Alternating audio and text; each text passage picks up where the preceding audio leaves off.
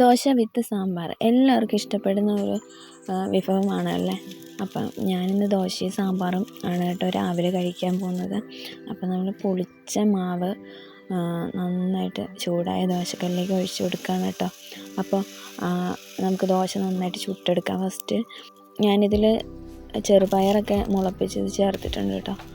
അതുകൊണ്ട് തന്നെ കുറച്ച് ഹെൽത്തി ആയിട്ടുള്ള ദോശയാണ്. ദോശ ഒന്ന് തിരിച്ചിട്ട് മറിച്ചിട്ട് എടുക്കേണ്ട താമസമേ ഉള്ളൂ. വേഗം തന്നെ നമ്മുടെ സോഫ്റ്റ് ആയിട്ടുള്ള ദോശ റെഡി ആവും കേട്ടോ.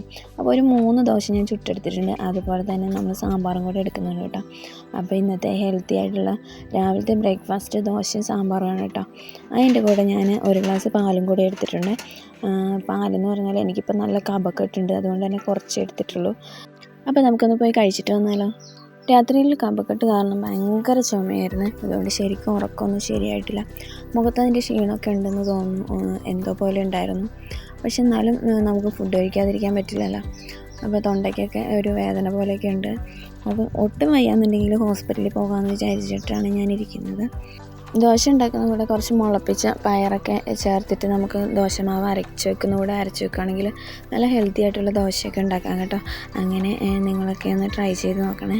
അപ്പോൾ നിങ്ങൾക്ക് ദോശ സാമ്പാർ ഇഷ്ടമാണെങ്കിൽ കമൻറ്റ് ബോക്സിൽ കമൻറ്റ് ചെയ്യാൻ മറക്കണ്ട. അതുപോലെ തന്നെ നമ്മുടെ വീഡിയോസൊക്കെ ഇഷ്ടപ്പെടുന്നുണ്ടെങ്കിൽ ചാനലൊന്ന് സബ്സ്ക്രൈബ് ചെയ്യാൻ മറക്കണ്ട.